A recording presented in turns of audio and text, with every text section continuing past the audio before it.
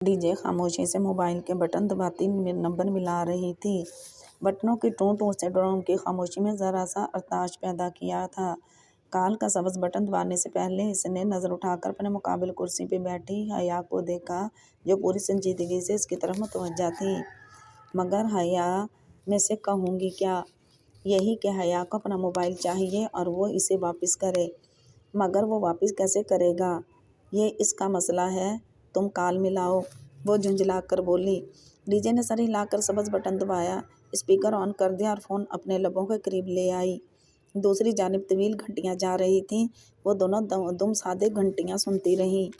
पता नहीं तुम्हारा मोबाइल किधर पड़ा है, वो इसी के नंबर पे कर लेते हैं, शायद इस पे वो उठाए ही। तभी काल उठा ली गई। हेलो, वो जहान ही था, अजली मसरूफ़ अंदाज। अस्सलामुअलैकुम, मैं डी खतीजा बोल रही हूँ।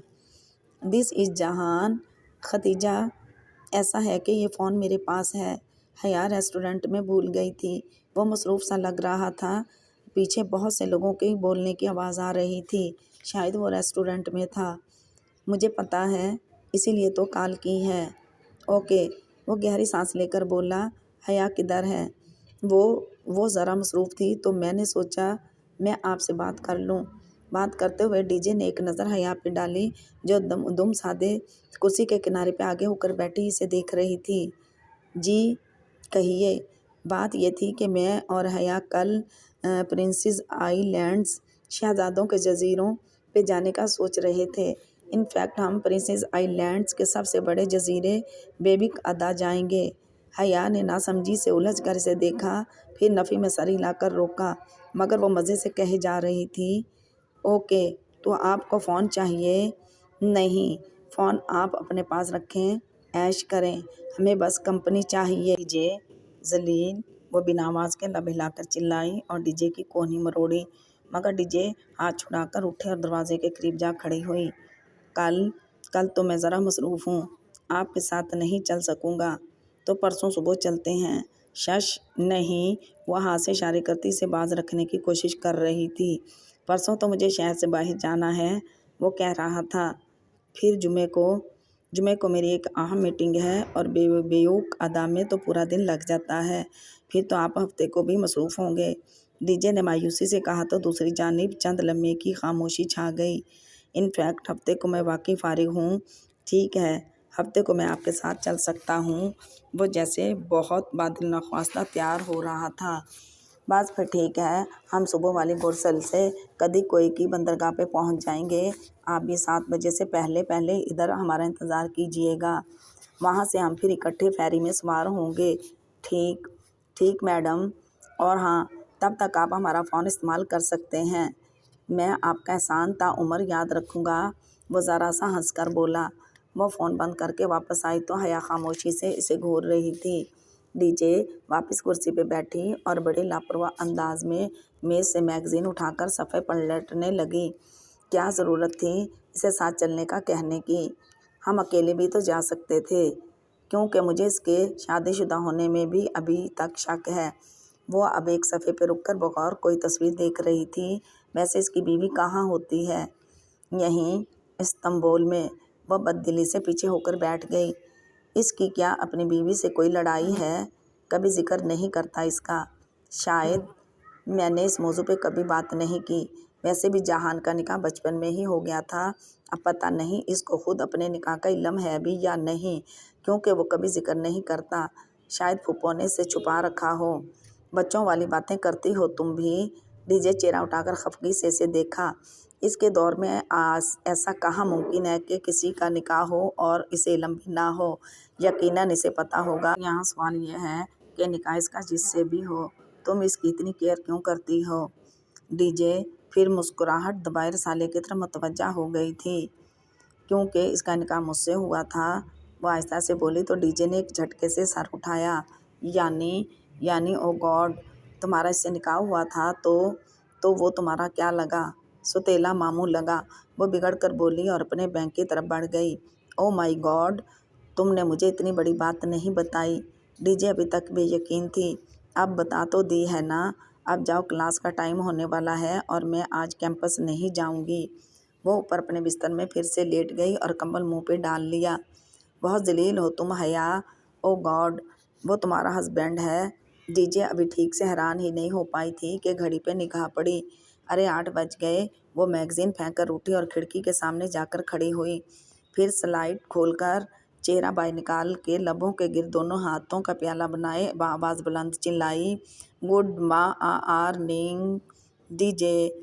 نی نی نے دور نیچے سے کسی لڑکے نے جوابی ہانک لگائی تھی۔ ذلیل، وہ جل کر دروازے سے چلائی، چپ کرو، مجھے سونے دو۔ حیا نے تکیہ کھینچ کر اسے دے مارا، مگر وہ اس کھڑکی کے پاس کھڑی صدائیں لگاتی رہی۔ وہ یونیورسٹی کی عمارت کی بیرونی سیڑھیاں اتر رہی تھی جب اس کا موبائل بجا۔ وہ وہیں تیسری سیڑھی پہ رکی، فائل اور کتابیں دوسرے ہاتھ میں منتقل کی اور باری باری کوٹ کی دونوں جیبیں کھنگالیں۔ پھر اندرونی جیب میں ہاتھ ڈالا اور چنگاڑتا ہوا موبائل باہر نکلا۔ یہ اس کا پاکستانی سم والا فون تھا۔ دوسرا موبائل جہان کے پاس ہونے کے باعث وہ آج کل اسے ہی استعمال کر رہی تھی۔ چمکتی اسکرین پہ ترکی کا کوئی غیر شناسا نمبر لکھا آ رہا تھا۔ نمبر کس کا تھا اسے قطعاً یاد نہ آیا۔ نمبر یاد رکھنے کے معاملے وہ بہت چور تھی۔ اسے اپنے پاکستانی موبائل نمبر تک کے آخری 2 ہندسے بھولتے تھے اور ترکی والا تو خیر سرے سے یاد نہ تھا۔ ہیلو، وہ فون کان سے لگائے ہوئے وہیں سیڑھی پہ بیٹھ گئی، کندھے سے بیگ اتار کر ایک طرف رکھا اور فائلیں گود میں۔ جہاں تیرا نقش قدم رکھتے ہیں، خیاباں خیاباں ارم دیکھتے ہیں۔ آواز اجنبی تھی بھی اور نہیں بھی، مگر اس کا لوچ، اتار چڑھاؤ اور انداز سب شناسا تھا۔ وہ لب بھینچ گئی۔ عبدالرحمن بات کر رہا ہوں اور بات کرنے کی اجازت چاہتا ہوں۔ گو کہ وہ پڑھا لکھا لگتا تھا، مگر انداز سے کہیں نہ کہیں بمبئی کے کسی نچلے طبقے کے شہری کی جھلک آتی تھی۔ کیا بات کرنی ہے آپ کو؟ آخر آپ مجھ سے چاہتے کیا ہیں؟ ملنا چاہتا ہوں، بتائیے کیا یہ ممکن ہے؟ اس کی ریڑھ کی ہڈی میں ایک سرد لہر دوڑ گئی، ہتھیلیاں بے اختیار پسینے میں بھیگ گئیں۔ میں نہیں مل سکتی۔ کیوں؟ جس فون کال میں آپ کی دوست نے آپ کے کزن کو اپنے ساتھ چلنے کی آفر کی تھی، اس میں غالباً انہوں نے بیوک ادا کا ذکر کیا تھا۔ پرنسز آئی لینڈز، شہزادوں کے جزیرے، کیا آپ ادھر نہیں آ رہیں؟ تو وہ اس کی کالز ٹیپ کر رہا تھا اور تبھی اس نے پاکستان والے موبائل پہ کال کی تھی، کیونکہ وہ ترکی والے فون کے جہان کی تحویل میں ہونے کے بارے میں جانتا تھا۔ میں بیوک ادا نہیں جا رہی۔ آئندہ آپ نہ تو میرا پیچھا کریں گے، نہ ہی میری کالز ٹیپ کریں گے، ورنہ میں آپ کی جان لے لوں گی، سمجھے؟ اس نے جھلا کر فون کان سے ہٹایا اور سرخ بٹن زور سے دبایا۔ موبائل آف ہو گیا۔ وہ گہری سانس لے کر اٹھ کھڑی ہوئی، جانے کب یہ شخص اس کا پیچھا چھوڑے گا۔ سمندر کی جھاگ بھری نیلی لہروں پر سے ہوا سرسراتے ہوئے گزر رہی تھی۔ وہ دونوں فیری کی بالکونی میں کھڑے سامنے سمندر کو دیکھ رہے تھے۔ جہان قدرے جھک کر ریلنگ پکڑے کھڑا تھا اور حیا گردن سیدھی اٹھائے لب بھینچے سامنے افق پہ دیکھ رہی تھی۔ ڈی جے ابھی کیمرہ لیے بالکونی کے دوسرے سرے تک گئی تھی، سو ان دونوں کے درمیان خاموشی چھا گئی تھی۔ وہ جب سے کدی کوئے کی بندرگاہ پہ فیری میں سوار ہوئے تھے، تب سے آپس میں بات نہیں کر رہے تھے۔ فیری ویسی بھی کھچا کھچ بھرا تھا، جگہ ڈھونڈنے میں ہی اتنا وقت صرف ہو گیا۔ فیری کی نچلی منزل جو چاروں طرف سے شیشوں سے بند تھی، پر جڑے تمام صوفے اور کرسیاں بھرے تھے، سو وہ بالائی منزل پہ آ گئے جو اوپن ایئر تھی، کھلا سا وسیع احاطہ جہاں ہر طرف صوفے اور کرسیاں تھیں، مگر ایک نشست بھی خالی نہ تھی۔ ان کو بالآخر فیری کے کنارے پہ بنی تنگ سی بالکونی میں کھڑے ہونے کی جگہ ملی۔ وہ اتنی تنگ تھی کہ سمندر کی جانب رخ کر کے ایک وقت میں ایک بندہ ہی ریلنگ کے ساتھ کھڑا ہو سکتا تھا۔ بالکونی کی گیلری لمبی تھی اور لوگوں کی ایک طویل قطار وہاں کھڑی تھی۔ وہ دونوں بالکل دائیں طرف کے کونے میں تھے۔ ہوا بے حد سرد تھی، پھر بھی جہان سیاہ سویٹر کے آستین کوہنیوں تک موڑے ہوئے تھا، مگر اسے بے حد سردی لگ رہی تھی کہ اس نے سیاہ لمبے اسکرٹ کے اوپر صرف سرمئی سویٹر ہی پہن رکھا تھا، سو اب سیاہ سٹول کو سختی سے کندھوں کے گرد لپیٹ کر بازو سینے پہ باندھ رکھے تھے۔ گیو می سم شائن، گیو می سم رین۔ حیا کے بائیں جانب ریلنگ پکڑے انڈین لڑکیوں کا ایک گروپ کھڑا تھا۔ وہ لڑکیاں بہت سی تھیں، وہ کندھے سے کندھا ملا کر کھڑی تھیں اور ان کی قطار بالکونی کے دوسرے سرے تک جاتی تھی۔ وہ کسی اسٹڈی ٹور پہ استنبول آئی ہوئی تھیں اور اب چہرے کے گرد ہاتھوں کا پیالہ بنائے بآواز بلند لہک لہک کر گیت گا رہی تھیں۔ تم اس روز بغیر بتائے اٹھ کر چلی گئیں۔ تمہیں پتہ ہے میں کتنا دیر استقلال اسٹریٹ میں تمہیں ڈھونڈتا رہا۔ وہ ریلنگ پہ جھکا سمندر کی لہروں کو دیکھتے ہوئے کہنے لگا۔ تو نہ ڈھونڈتے، حیا نے بے نیازی سے شانے اچکائے۔ ہوا سے اس کے بال اڑ اڑ کر جہان کے کندھوں کو چھو رہے تھے، مگر وہ انہیں سمیٹنے کا تکلف بھی نہیں کر رہی تھی۔ اتنا غصہ! جہان نے گردن موڑ کر حیرت سے اسے دیکھا۔ وہ تنے ہوئے نکوچ کے ساتھ سامنے دیکھتی رہی۔ ایسا بھی کچھ نہیں کہا تھا میں نے۔ اگر تمہیں خود شرمندگی نہیں ہے تو میں کیوں دلاؤں؟ میری جگہ کوئی بھی ہوتا تو وہ یہی پوچھتا۔ مجھے کسی اور سے کوئی سروکار نہیں ہے۔ سیگلز کا ایک قول پھر پھڑپھڑاتا ان کے سامنے سے گزرا تھا۔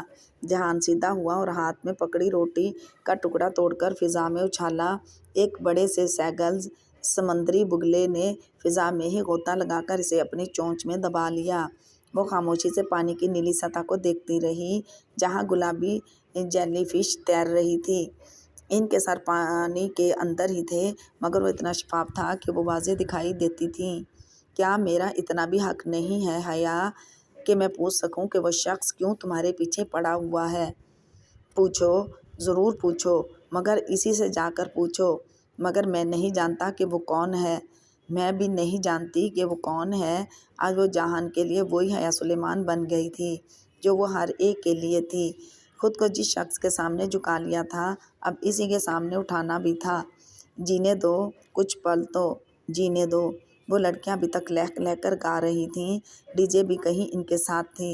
اچھا، آئی ایم سوری۔ وہ رخ موڑ کر اس کے بالکل مقابل آ کھڑا ہوا اور روٹی کا بچا ہوا ٹکڑا اس کی طرف بڑھایا۔ حیا نے نگاہ اٹھا کر اسے دیکھا تو وہ ذرا سا مسکرایا۔ ایک لمحہ لگا تھا اسے پگھلنے اور وہ پگھلی ہوئی موم کا ڈھیر بن گئی۔ بہت دھیرے سے وہ مسکرا دی۔ خود سے کیے سارے وعدے بھول گئے۔ اوکے۔ اس نے روٹی کا ٹکڑا کھینچ کر توڑا اور اڑتے ہوئے بگلے کی سمت پھینکا۔ اس نے اس فضا میں ہی پکڑ لیا۔ تمہارا ترکی بہت خوبصورت ہے جہان، مگر یہاں کے لوگ اچھے نہیں ہیں۔ اب وہ روٹی کے ٹکڑے کر کے فضا میں اچھال رہی تھی۔ اچھا، کیسے ہیں وہ؟ اکھڑ، بدلحاظ، مغرور، بدتمیز، بد تہذیب، بے مروت، الٹے دماغ کے لوگ ہیں یہاں کے، وہ کہتی گئی اور وہ بے اختیار ہنستا چلا گیا۔ اور پاکستان کے لوگ کیسے ہوتے ہیں حیا سلیمان؟ خوب ہنس کر وہ بولا تھا۔ کم از کم ترکوں سے تو بہتر ہوتے ہیں۔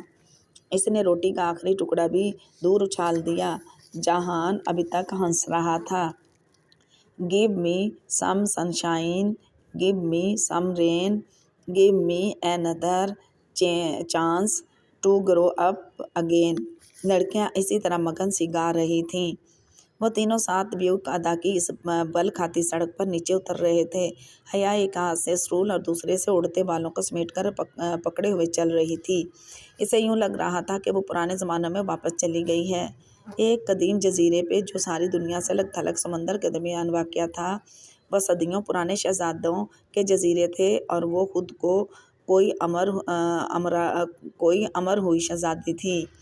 شہزادوں کے جزیرے یا پرنسز آئی لینڈز ترک میں ادلار، ادا یعنی جزیرے اور لار یعنی شہزادوں کے مرمرہ کے سمندر میں قریب قریب واقع 9 جزیروں کے گروہ کو کہا جاتا تھا۔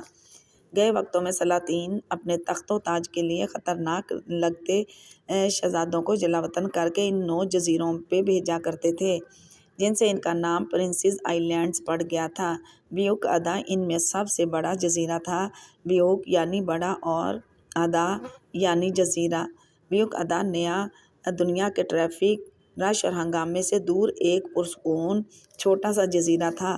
وہاں گاڑیاں، بسیں اور دوسری آٹوز نہیں ہوتی تھیں۔ سفر کرنے کے لیے قدیم وقتوں کی طرح گھوڑا گاڑیاں اور بگیاں تھیں یا پھر بائی سائیکل۔ ڈی جے اور جہان اس سے چند قدم آگے نکل گئے تھے اور وہ قدیم زمانوں کے رومانس میں کھوئی ذرا پیچھے رہ گئی تھی۔ وہ دونوں باتیں بھی کر رہے تھے۔ ان میں اب تک خاصی بے تکلفی ہو چکی تھی۔ جہان اسے ریسٹورنٹس کے متعلق کچھ بتا رہا تھا۔ یہاں بہت زیادہ اقسام کے کباب ملتے ہیں، غالباً 150 اقسام کے، اور ہر ریستوران یا تو سوپ فری دیتا ہے یا ایپل ٹی۔ وہ توجہ سے ان کی باتیں سنتی قدم اٹھا رہی تھی۔ اس جگہ سڑک دونوں طرف سے ریسٹورینٹس میں گھری تھی۔ ان کے دروازے کھلے تھے اور سامنے برآمدوں میں شیڈ تلے کرسیاں میزیں بچھی تھیں۔ سیاحوں کا ایک ہجوم سو پھیلا تھا۔ سڑک کے وسط میں ایک جگہ مجمع سا لگا تھا۔ وہ تینوں بھی بے اختیار دیکھنے کے لیے رک گئے۔ سیاحوں کے ہجوم کے درمیان گھری وہ ایک خوبصورت سی ترک بچی تھی۔ وہ گہرے جامنی بغیر آستین فراک میں ملبوس تھی اور گھنگریالے بال کندھے پہ آگے کو ڈالے ہوئے تھے۔ وہ ریڈ کارپٹ پہ کھڑی کسی اداکارہ کی طرح کمر پہ ہاتھ رکھے ایک معصوم سا پوز بنائے کھڑی تھی اور ارد گرد دائرے میں کھڑے سیاح کھٹاکھٹ اپنے کیمروں میں اس کی تصویریں مقید کر رہے تھے۔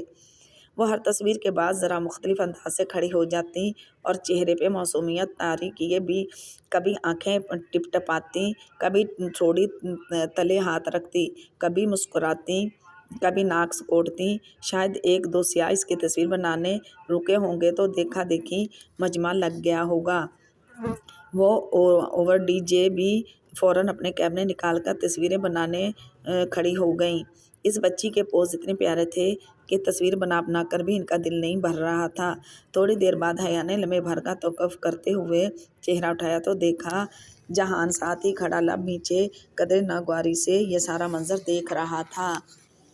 وہ شانے اچکائے پھر سے سیاحوں کے جمگاٹے میں کھڑی بچی کی طرف متوجہ ہو گئی۔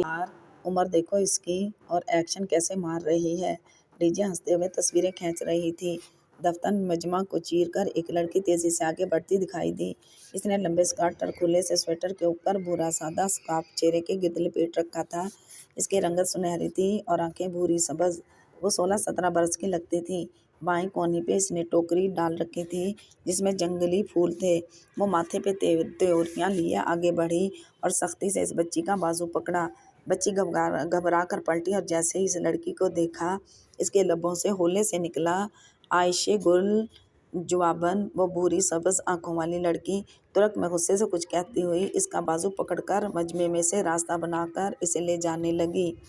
وہ ترک میں جو کہہ رہی تھی وہ ایسا تھا کہ سیاح فوراً پیچھے ہٹنے لگے۔ ریڈ کارپٹ شو ختم ہو گیا تھا۔ بچی مزاحمت کرتی چڑچڑے پن سے کچھ کہہ رہی تھی۔ وہ لڑکی جس کا نام شاید عائشہ گل تھا مسلسل بولتی ہوئی اسے لے کر جا رہی تھی۔ اس کی بھوری آنکھوں میں غصہ بھی تھا اور دکھ بھی اور شاید نمی بھی۔ حیا گردن موڑ کر ان کو جاتے دیکھتی رہی۔ آؤ تمہیں اپنا بیوی کا ادا دکھاتا ہوں۔ جہان کی آواز پہ وہ چونکی، پھر خفیف سا سر جھٹک کر اس کے ساتھ آگے بڑھ گئی۔ جہان نے ایک بگی روک دی تھی۔ ڈی جے نے البتہ 4 لیراز بھی فی گھنٹہ کے حساب سے سائیکل کرائے پہ لے لی تھی اور اب وہ اس پہ سوار ہو رہی تھی۔ حیا بگی کے قریب آئی تو جہان نے ایک طرف ہو کر راستہ دیا۔ وہ شاہانہ سی بگی اوپر سے کھلی تھی۔ آگے ایک گھوڑا جتا تھا۔ اس کے ساتھ بگی بان لگام تھامے بیٹھا تھا۔ پیچھے ایک خوبصورت سی 2 افراد کے بیٹھنے کے لیے نشست بنی تھی جس پہ سنہری نقش و نگار بنے تھے۔ وہ احتیاط سے اوپر چڑھی۔ مخملی شاہی نشست نہایت گداز تھی۔ وہ دونوں ایک ساتھ ہی اس پہ بیٹھے۔ بگی بان نے گھوڑے کو ذرا سی چاک لگائی تو وہ چل دیا۔ پتھریلی سڑک پہ اس کے ٹاپوں کی آواز گونجنے لگی۔ تو پھر پاکستان کے اچھے لوگ کیسے ہوتے ہیں؟ حیا نے گردن اس کی طرف پھیری۔ وہ ہاتھ میں پکڑے اسمارٹ فون پر نگاہیں جمائے پوچھ رہا تھا۔ وہ اسے کبھی بھی مکمل توجہ نہیں دے گا یہ تو طے تھا۔ پاکستان اور پاکستان کے اچھے لوگ۔ حیا گہری سانس لے کر سامنے کو دیکھنے لگی۔ سڑک دور یہ سبز درختوں کی قطار سے گھری تھی۔ چند پیلے زرد پتے سڑک کے کناروں پہ بکھرے پڑے تھے۔ درختوں کی دونوں قطاروں کے درمیان بگی سست روی سے آگے بڑھ رہی تھی۔ ہم بہت ترقی یافتہ نہیں ہیں، بہت پڑھے لکھے بھی نہیں ہیں، دھوکہ دہی، رشوت زنی، قتل و غارت اور بہت سی برائیوں میں بھی ملوث ہیں۔ ہمارے ہاں ظلم کھلے عام کیا جاتا ہے اور مظلوم بھی ہم ہی ہوتے ہیں۔ ہم پسماندہ بھی ہیں اور پست ذہن کے بھی، مگر اس سب کے باوجود جہان سکندر ہم دل کے برے نہیں ہیں۔ ہمارے دل بہت سادہ، بہت معصوم، بہت پیارے ہوتے ہیں۔ پھر وہ قدرے توقف سے بولی، کیا تم نے واقعی ابا سے پوچھا تھا کہ پاکستان میں ہر روز بم بلاسٹ ہوتے ہیں؟ میں نے موبائل کی اسکرین کو انگلیوں میں پکڑے وہ ذرا سا چونکا، پھر زیر لب مسکرا دیا۔ شاید۔ کیا نہیں ہوتے؟ ہوتے تو ہیں۔ ہماری انٹرنیشنل اسلامک یونیورسٹی کے کیفے میں بھی بلاسٹ ہوا تھا۔ اس دن ہماری ایک فیئر ویل پارٹی تھی اور ہم فرینڈز بلاسٹ سے 10 منٹ پہلے کیفے سے نکلی تھیں۔ جب دوبارہ آئے تو بہت برا منظر تھا وہ، خون، ٹوٹا کانچ، جلی ہوئی دیواریں۔ اتنے یاد کر کے جیسے جھرجھری لی۔ تو سیکورٹی ادا کیا کرتے ہیں؟ لگتا تو نہیں کہ کچھ کرتے ہیں۔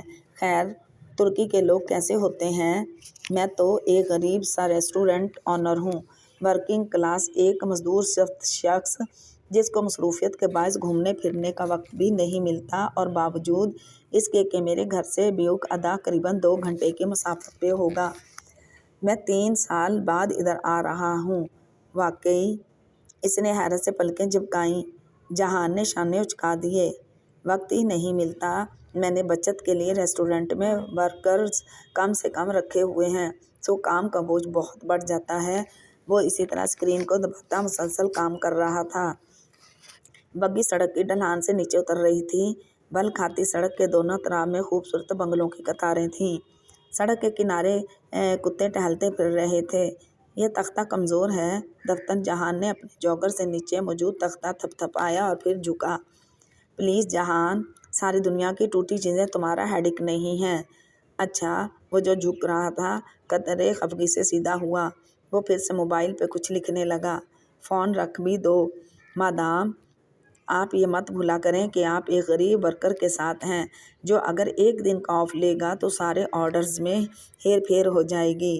سو اس بیچارے کو بہت سے کام یوں ہی آن دی موو بھگتانے پڑتے ہیں، اور وہ یہ بھی جانتا ہے کہ ان تمام محنتوں کے باوجود وہ اگلے 10 سال تک بھی بیوک ادا کے ان بنگلوں جیسا آدھا بنگلہ بھی نہیں بنا سکتا۔ اس کے کہنے پہ حیا نے لاشعوری طور پر سڑک کے دونوں طرف بنے بنگلوں پہ نگاہ دوڑائی اور ایک لمحے کو ٹھٹک کر رہ گئی۔ دائیں طرف جہان کے جانب جس بنگلے کے سامنے سے بگی گزر رہی تھی وہ اتنا عالیشان اور خوبصورت تھا کہ نگاہ نہیں ٹکتی تھی۔ 4 منزلہ، سفید اونچے ستونوں پہ وہ محل یوں شاہانہ انداز میں کھڑا تھا جیسے کوئی ببر شیر اپنے پنجوں پہ بیٹھا ہوتا ہے۔ اس کے چھوٹے سے باغیچے کے آگے ایک لکڑی کا سفید گیٹ تھا۔ بگی آگے بڑھ گئی تو وہ گردن موڑ کر دیکھنے لگی۔ سفید محل کے لکڑی کے گیٹ پہ نام کی ایک تختی لگی تھی جس پہ قدیم لاطینی ہجوں کے انداز میں ترچھا کر کے انگریزی میں لکھا تھا A.R. پاشا۔ اس کے دل کی دھڑکن لمحے بھر کو رکی تھی۔ اس کے انداز پہ جہان نے پلٹ کر اس گھر کو دیکھا تھا۔ اب کیا تم ابھی سے میری جیب کا مقابلہ ان بنگلوں کے ساتھ کرنے لگی ہو؟ وہ چونکی، پھر دوبارہ اس گیٹ کو دیکھا جو اب دور ہوتا جا رہا تھا۔ نہیں تو؟ وہ سر جھٹک کر آگے دیکھنے لگی۔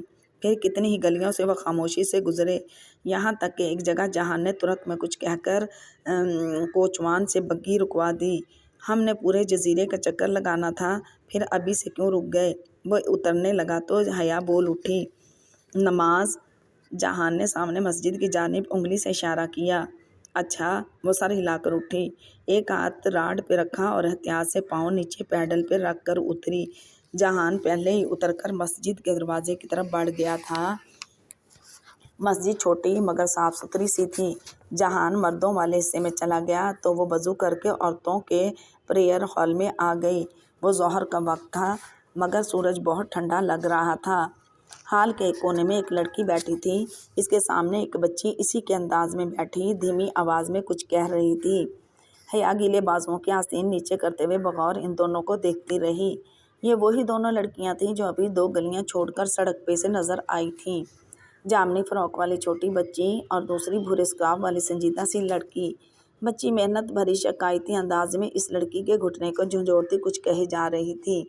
وہ لڑکی جس کا نام شاید عائشہ گل تھا نفی میں سر ہلاتی گویا مسلسل اس کی تردید کیے جا رہی تھی۔ وہ دونوں بہت دھیمی آواز میں باتیں کر رہی تھیں۔ حیا اسٹول کو چہرے کے گرد لپیٹے ہوئے ان دونوں کو دیکھے گئی۔ انہوں نے اسے نہیں دیکھا تھا، شاید وہ آپس میں مشغول تھیں۔ وہ جب نماز پڑھ کر اٹھی تو دیکھا وہ بچی ابھی تک اس لڑکی کو منا رہی تھی اور شاید اپنی کوشش میں کامیاب نہیں ہو رہی تھی۔ اس کی آواز دھیمی اور زبان انجان تھی مگر کبھی کبھی وہ بے بسی بھرے انداز میں چیخ کر ذرا زور سے عائشہ گل پلیز کہہ اٹھتی تو حیا کو سنائی دے دیتا۔ ایک آخری نگاہ ان دونوں پہ ڈال کر وہ باہر آ گئی۔ مسجد کے برآمدے میں وہ تنہا نماز پڑھ رہا تھا۔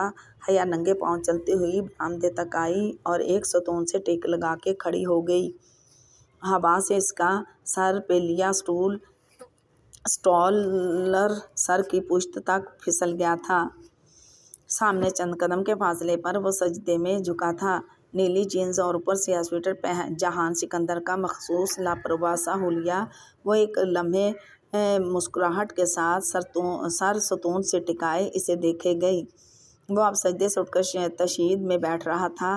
ہر کام بہت پھرتی سے کرنے والا جہان سکندر کی نماز بہت ٹھہری ہوئی اور پرسکون تھی۔ وہ چونکہ اس سے ذرا پیچھے کھڑی تھی تو یہاں سے اس کا صرف ہلکا رخی نظر آتا تھا۔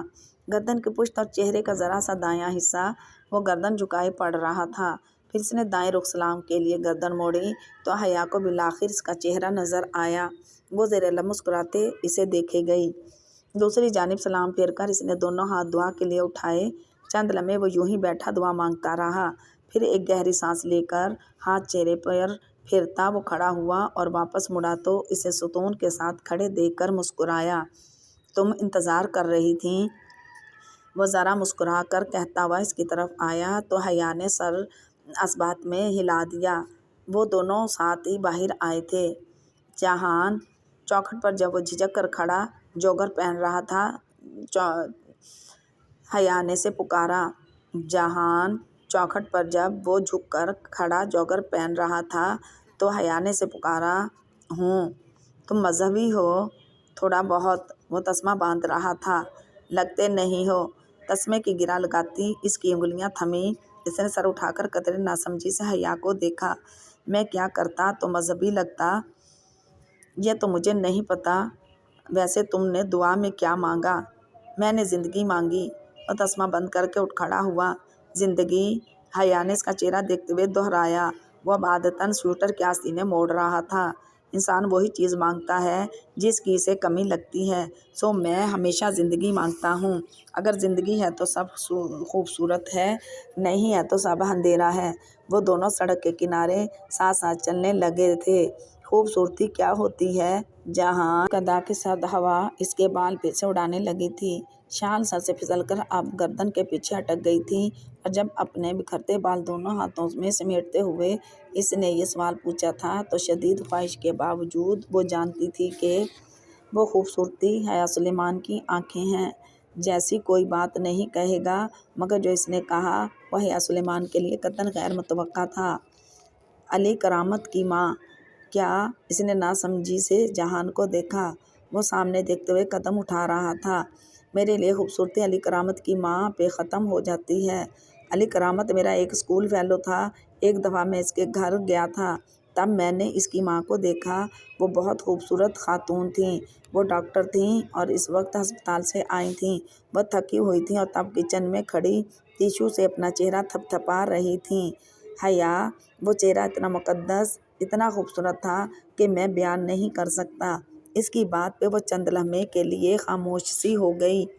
وہ ترک تھیں یا پاکستانی؟ بہت دیر بعد بولی۔ وہ سیاہ فام تھیں، خالص سیاہ فام، اور حیا کے حلق تک میں کڑواہٹ گھل گئی۔ تاہم وہ لب بھینچے خاموشی سے اس کے ساتھ قدم اٹھاتی رہی۔ یہ وہ واحد شخص تھا جس کے سامنے وہ جھک جاتی تھی، خاموش ہو جاتی تھی، کڑوے گھونٹ پی لیتی تھی اور پھر بھی موم بن جاتی تھی۔ اگر یہی بات کسی اور نے کہی ہوتی تو وہ اپنے ازلی تنتنے سے اس کو اتنی سناتی کہ ایسی بات کرنے کی وہ شخص دوبارہ کبھی ہمت نہ کرتا۔ حد ہو گئی۔ بھلا سیاہ فام کہاں اتنے حسین ہو سکتے ہیں؟ یا پھر شاید جہان کا مطلب یہ تھا کہ حیا سلیمان کے مقابلے میں ایک بدصورت ترین سیاہ فام عورت بھی خوبصورت لگتی ہے۔ وہ زندگی میں پہلی دفعہ کسی بدصورت عورت کو سوچ کر حسد کا شکار ہوئی تھی مگر چپ رہی۔ سپہر ڈھلنے لگی تو وہ واپسی کی تیاری کرنے لگے۔ بیوقدہ جزیرے کی گلیوں میں چل چل کر اب اس کے پاؤں دکھنے لگے تھے۔ ڈی جے واپسی پہ پھر سے بالکونی میں کھڑے ہونے کے لیے قطعی راضی نہ تھی اور اس کا پورا ارادہ فیری میں گھس کر چاہے پیار سے چاہے لڑ جھگڑ کر مگر بیٹھنے کے لیے نشست ڈھونڈنے کا تھا۔ جہان کو ٹکٹ لینے میں خاصی دیر لگ گئی۔ 5 بجے والی فیری شام کی آخری فیری تھی، سو سیاحوں کا سارا ہجوم ٹکٹ گھر کی کھڑکی کے آگے موجود تھا۔ اب اس کے بعد اگلا جہاز رات 8 بجے چلنا تھا اور پھر اگلی صبح تک کوئی جہاز نہیں آتا تھا۔ جو رہ گیا وہ جزیرے پر رات بسر کرے یا تیر کر واپس جائے۔ اگر تم دونوں اس رفتار سے چلتی رہیں تو فیری نکل جائے گی اور تمہیں واقعی تیر کر واپس جانا پڑے گا۔ وہ ان دونوں کی سست روی پہ خاصا جھنجھلا کر بولا تھا۔ جواباً وہ قدرے خفت سے ذرا تیز چلنے لگی۔ بندرگاہ کھچا کھچ سیاحوں سے بھری تھی۔ وہ تینوں اس رش میں بامشکل راستہ بناتے آگے بڑھ رہے تھے۔ جہان آگے تھا اور وہ دونوں پیچھے۔ اسے اب اپنے ریسٹورنٹ کی فکر ہونے لگی تھی۔ پراپرٹی کی مالکہ نے آ کر پھر سے کوئی ہنگامہ کیا تھا۔ جہان اسے اس سارے معاملے پہ قدرے پریشان و متاسف لگا تھا۔ گو کہ وہ اپنے تاثرات چھپانے کی مکمل کوشش کر رہا تھا، مگر وہ اس کا ہر رنگ اب پہچاننے لگی تھی۔ وہ تینوں فیری کی طرف جاتے بورڈ کی جانب بڑھ رہے تھے جب کسی نے حیا کی کوہنی کو ذرا سا چھوا۔ ماڈم، وہ ٹھٹک کر رکی اور گردن موڑی۔ اس کے عقب میں ایک 12-13 برس کا ایک ترک لڑکا کھڑا تھا۔ وہ کوئی ٹھیلے والا تھا۔ اس نے گردن کے گرد اور دونوں ہاتھوں میں بہت سے ہار اور موتیوں کی لڑیاں ڈوریوں میں باندھ کر اٹھائی ہوئی تھیں، اور اب وہ لڑیوں کا ایک گچھا حیا کے چہرے کے سامنے کر کے دکھاتا ترغیب دلانے کی کوشش کر رہا تھا۔ وہ کبھی نہ رکتی، مگر وہ موتی اور ان کی چمک اتنی خوبصورت تھی کہ اسے ٹھہرنا ہی پڑا۔ وہ بے اختیار لڑیاں گلیوں میں اٹھا کر الٹ پلٹ کر دیکھنے لگی۔ وہ بالوں میں پرونے والی لڑیاں تھیں اور اتنی حسین تھیں کہ چند لمحے کے لیے وہ لمبے بالوں کی دیوانی لڑکی ارد گرد کو فراموش کر بیٹھی۔ حیا! جہان دور سے اسے آوازیں دے رہا تھا۔ اس نے سر اٹھا کر دیکھا۔ جہان اور ڈی جے فیری کے تختے پہ چڑھ چکے تھے اور اب جھنجھلاہٹ بھری کوفت سے اسے بلا رہے تھے۔ 1 منٹ، وہ انگشت شہادت اٹھا کر ان کو روکنے کا اشارہ کرتی پلٹ کر جلدی جلدی لڑیاں دیکھنے لگی۔ How much? اس نے 2 لڑیاں الگ کر کے پوچھا۔ 3 لیرا۔ یہ تو بہت زیادہ ہیں۔ اس نے خفگی سے بچے کو دیکھا۔ پیچھے جہان اسے ناگواری بھرے انداز میں پھر سے آواز دے رہا تھا۔ تم جاؤ، جگہ تلاش کرو، میں 2 منٹ میں آ رہی ہوں۔ اس نے ان کو مطمئن کرنے کے لیے جانے کا اشارہ کیا۔ ان تک ان کی آواز شاید پہنچ گئی تھی، تبھی وہ دونوں سر ہلا کر مڑے اور فیری کے اندرونی راستے کی جانب بڑھ گئے۔ فیری نکلنے میں ابھی 3 منٹ تھے اور وہ ان 3 منٹوں کو ضائع نہیں کرنا چاہتی تھی۔ 7 لیرا، اس نے حتمی انداز میں لڑکے کو کہا اور پیسے نکالنے کے لیے سنہری کلچ کھولا۔ اس سے قبل کہ وہ نوٹ نکالتی، لڑکے نے ایک دم پرس جھپٹا اور بھاگ کھڑا ہوا۔ لمحے بھر کو اسے سمجھ نہیں آیا کہ ہوا کیا ہے، اور جب سمجھ آیا تو وہ رکو میرا پرس، وہ چلاتی ہوئی اس کے پیچھے لپکی۔ جہان، ڈی جے فیری اس افتاد میں اس سے سب بھول گیا۔ لڑکا پھرتی سے بھاگتا جا رہا تھا۔ سیاح افراتفری میں فیری کی طرف بڑھ رہے تھے۔ کسی کے پاس توجہ کرنے کو وقت نہ تھا۔ وہ تیز قدموں سے دوڑتی اس لڑکے کے پیچھے آئی۔ وہ بازار کی طرف مڑ گیا تھا اور اب ایک گلی کے عین وسط میں کھڑا تھا۔ حیا جیسے ہی بھاگتی ہوئی اس گلی میں داخل ہوئی، لڑکے نے چونک کر اسے دیکھا اور پھر بھاگ کھڑا ہوا۔ رکو! وہ غصے سے چلاتی اس کے پیچھے دوڑ رہی تھی۔ لڑکا خاصا پھرتیلا لگ رہا تھا، مگر وہ اتنا تیز نہیں بھاگتا تھا۔ 3 گلیاں عبور کر کے وہ اس رہائشی علاقے میں داخل ہوا اور سرپٹ دوڑتا ہوا دائیں طرف قطار کے بنگلوں میں سے ایک کا گیٹ عبور کر گیا۔ وہ ہانپتی ہوئی اس گیٹ تک آئی۔ گیٹ نیم وا تھا۔ لڑکا اندر ہی کہیں گیا تھا۔ دور کہیں فیری نکل چکی ہے۔ ڈی جے اور جہان جزیرے سے چلے گئے تھے اور وہ ادھر تنہا رہ گئی تھی، لیکن یہ وقت وہ سب سوچنے کا نہیں تھا۔ اسے اپنا پرس اور پاسپورٹ واپس لینا تھا ہر صورت۔ اس نے ایک لمحے کو اس نیم وا گیٹ کو دیکھا اور پھر اس کے پیچھے کھڑے اس عالیشان سفید محل کو، اور پھر تیزی سے اندر آئی۔ یہ وہی سفید محل تھا جو اس نے دوپہر میں دیکھا تھا۔ چھوٹے سے باغیچے میں خاموشی چھائی تھی۔ شام کے پردے اب نیلے پڑ رہے تھے۔ وہ پھولتے سانس کو ہموار کرتی متذبذب سی چلتی بنگلے کے داخلی دروازے تک آئی اور بیل کی تلاش میں ادھر ادھر دیکھا۔ لکڑی کا اونچا منقش اور دراز قدیم طرز کا بنا تھا۔ لکڑی کا اونچا منقش دروازہ قدیم طرز کا بنا تھا۔ اس کے آس پاس بیل نامی کوئی شے نہ تھی۔ وہ کیا کرے؟ یوں منہ اٹھا کر کسی کے گھر میں کیسے گھس جائے، مگر وہ بھی تو اسی کے گھر میں چھپنے کی نیت سے داخل ہوا تھا۔ اسے بہرحال اندر جانا تھا۔ ایک مصمم ارادہ کر کے اس نے کندھے پہ پھسلتی شال درست کی اور دروازے کا سنہری ناپ گھمایا۔ وہ قدیم وقتوں کی کوئی امر ہوئی شہزادی تھی جو راستہ بھٹک کر اس جزیرے پہ آ نکلی تھی اور اب سلطان کے محل کے سامنے کھڑی تھی۔ دروازہ چرر کی آواز کے ساتھ کھلتا چلا گیا۔ اندر ہر سو اندھیرا تھا۔ اس نے چوکھٹ پہ قدم دھرا۔ ہیلو! وہ 2 قدم مزید آگے آئی اور پکارا۔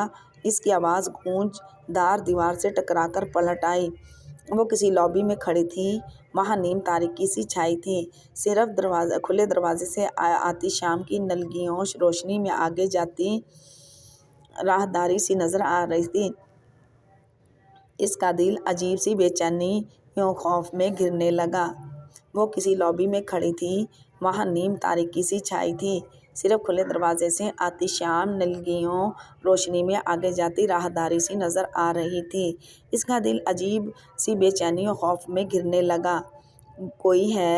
اب کہ اس نے پکارا تو آواز میں ذرا ارتعاش تھا۔ ایک دم اس کے عقب میں ٹھاک کے ساتھ دروازہ بند ہوا اور کلک کے ساتھ لاک لگنے کی آواز آئی۔ وہ گھبرا کر پلٹی اور دروازے کی طرف لپکی۔ ڈور ناپ تاریکی میں بامشکل اس کے ہاتھ لگا۔ اس نے زور سے ناپ کھینچا، پھر گھمایا، مگر بے سود۔ دروازہ باہر سے بند کیا جا چکا تھا۔ اوپن دی ڈور! وہ دونوں ہتھیلیوں سے لکڑی کا دروازہ پیٹنے لگی۔ ساتھ ہی وہ خوفزدہ سی دبی دبی آواز میں چلا بھی رہی تھی۔ شہزادوں کے جزیروں پہ خوش آمدید! کسی نے بہت دھیرے سے اس کے عقب میں کہا۔